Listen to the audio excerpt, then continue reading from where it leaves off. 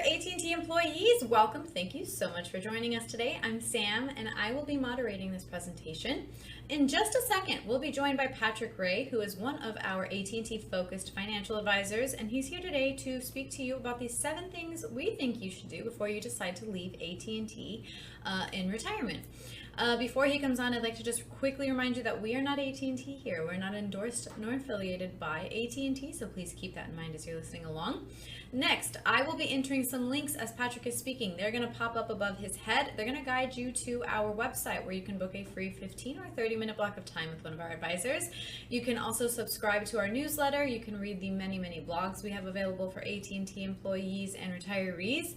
You can follow us on LinkedIn. You can follow us on YouTube. There are many ways to get in touch with us. If you would like to contact us, we are here for you, and we would absolutely be thrilled to help you. And with all of that out of the way, we're going to jump right into it with Patrick Ray. Hello, everyone, and welcome to today's presentation. My name is Patrick Ray. I'm one of the senior financial advisors here with the Retirement Group and Wealth Enhancement. And today I'm going to talk about some things that you need to consider before leaving the payroll for your specific company. And there are 7 of these things specifically that I want to touch on today. And then before I leave you, I'll give you some action items that might make some sense for you to consider in the event that some of this resonates with you. Okay, so let's get into it. 7 things to do before you actually leave the payroll. Number 1, determine how much to save for retirement. This might seem very rudimentary and incredibly basic.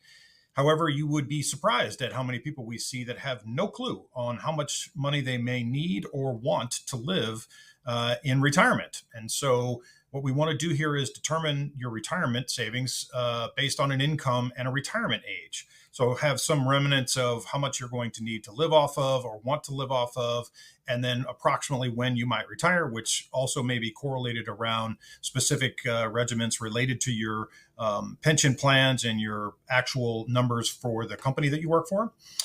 You could consider things like savings guidelines. So for example, if you have $1 million target and you use a 4% withdrawal rate number, $1 million at 4% yields you $40,000. If you knew you needed $80,000 to live off of, then you'd need $2 million in a general context for that to be a successful plan for you.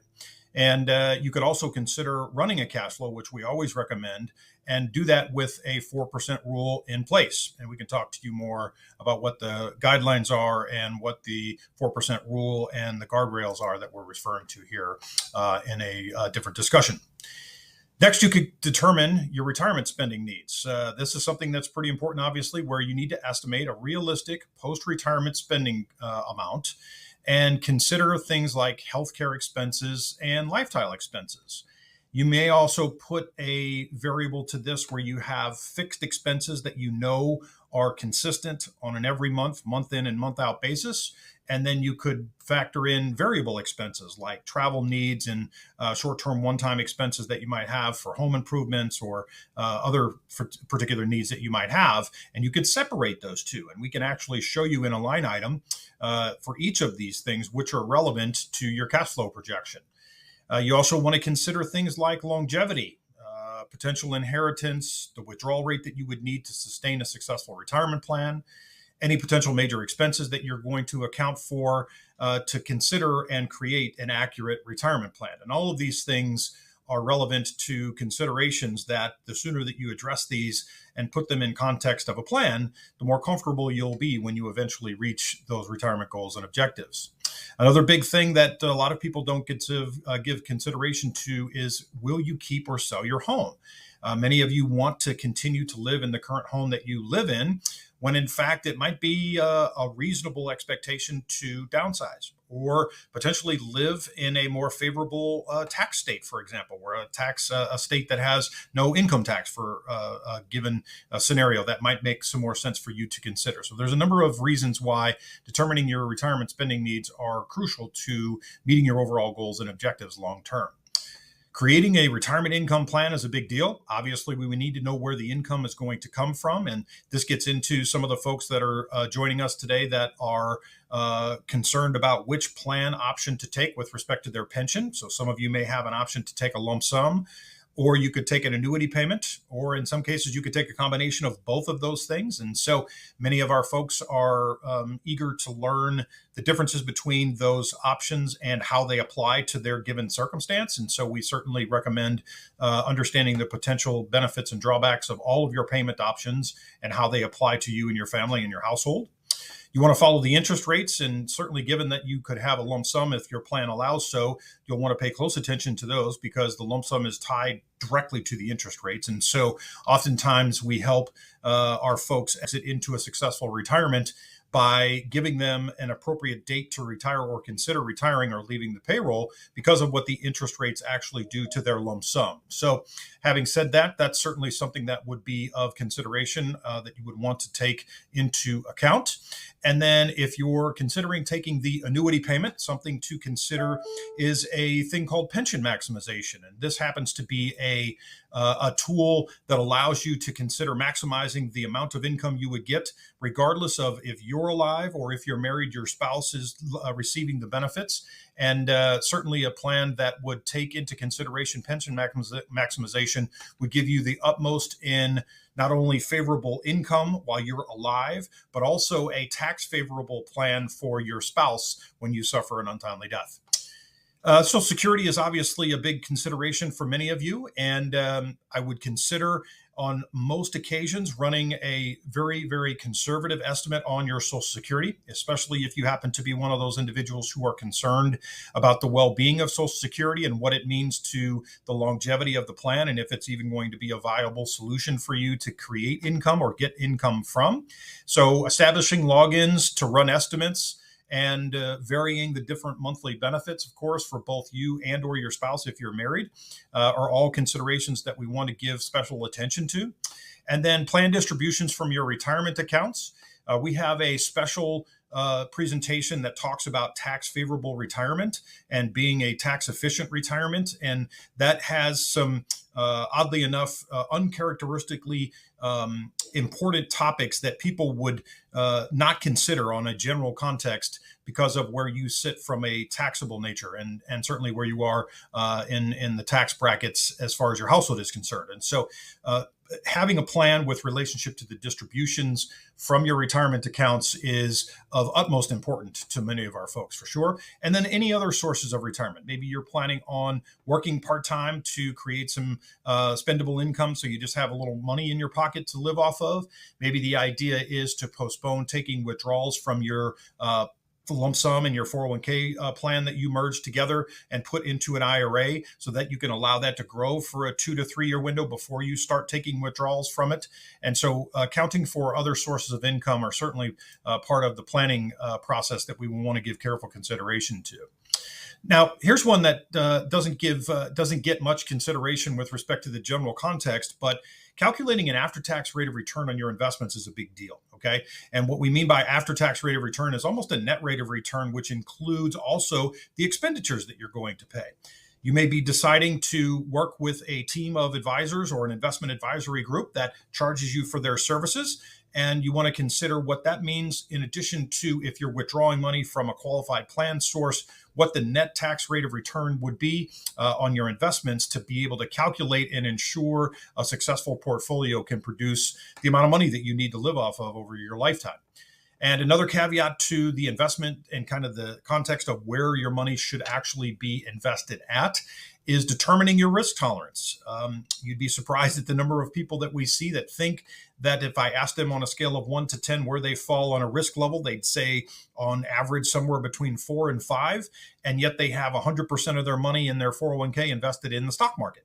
And so those two things often don't correlate, which technically leads to an unfavorable experience when you go to retire and what you can expect. And I think from a retirement perspective, you want to have as much expectation on what your future looks like as possible, right? And having a understanding of what your net after-tax rate of return needs to be in respect, and also where your money should be invested for how much risk that you're willing to assume to meet those goals and objectives are both key favorable scenarios that you want to consider and take into consideration. This is a big one. Certainly, reviewing your healthcare options is a big deal. We want to ensure that continuous healthcare during your transition into retirement is not only something that is in force, but is also a consideration when you run your plans, especially if you're retiring before your age 65. So many of you know that when you reach the age of 65, Medicare becomes your primary health insurance. But what we want to consider is the spouse's scenario, your retirement coverage, potential COBRA options, any healthcare that could be available to you in the marketplace if you're under 65, or what options that you have once you get to 65 for Medicare related purposes. We also want to talk about your HSA funds and talk about the eligibility of those meeting your future healthcare expenses even after your retirement is set forth.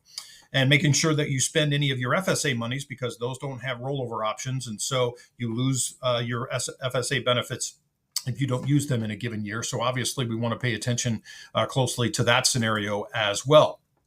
Now, implementing a tax smart retirement. I talked a little bit about this a few minutes ago. We have a whole presentation that talks about a tax efficient retirement. And one of the things we need to consider, especially for those of you who are under the age of 59 and a half, is does 72T and or post 55 make any sense to give some consideration to? And we'd have to explain to you in detail what that means, how it works, and what you can expect if you decide to put one of those plans in place. Utilizing net unrealized appreciation is a big deal, often overlooked. If you have individual stock from a publicly traded company inside your 401k, this would apply to you. It's not necessarily a guarantee that it would make sense for you to consider, but the bottom line is if you don't consider it, you're giving up a potential option that could save you tens and tens of thousands of dollars, and in some cases more for tax-related purposes. Tailing your contributions to Roth or tax deferred accounts based on your current tax situation is certainly a big deal. As it turns out, I just had a conversation with my son over the weekend about how he was contributing money to his 401k. And based on his tax bracket, it made sense for him to shift some of his money so that he puts a little bit more into the pre-tax portion because it would reduce their taxable income. He had a little bit too much going into the Roth 401k part of his plan. And so in this case, this saved him a number of thousands of dollars in a projection because he was able to earmark more money to go into a pre-tax portion, which would reduce his taxable income in the given year he's making the deposits. And then determining if you need to move to a state. I mentioned this a few slides ago when we talked about potentially needing to reduce the size of your home or downsize, or potentially move to a more favorable state, which gives you considerations for things like less taxes that you're paying. And so there are states that are more favorable than others to consider if you're going to potentially relocate. And so determining if you may need to move to a state would certainly be of great interest to most of you to at least consider. And then create and craft a tax strategy, which we can help you with for retirement. Now, running a cash flow is easily the most important thing. And I've never spoke to any of the thousands of people that I've met with over my 26-year career that said that they did too much planning to meet their retirement goals and objectives. Okay, that sounds kind of silly, but it's true, right? There's no such thing as over planning. And so cash flows will do things like help you determine if a lump sum is better than an annuity option, or if the annuity option is a better option than the lump sum for you. We can include healthcare premiums. In fact, I would recommend that when you run your cash flow projection, that you run a separate line item over and above your fixed expenses for what healthcare could potentially cost you. And we can even assign a greater inflationary rate to that number, since healthcare is typically increasing on a higher level than just our regular spendable needs are from a month or from a year-to-year basis. The cash flow will also assist you in determining if a 401k rollover is the best option for you to consider when you leave money into the plan, or taking money and putting it into an IRA, and that depends on a lot of things.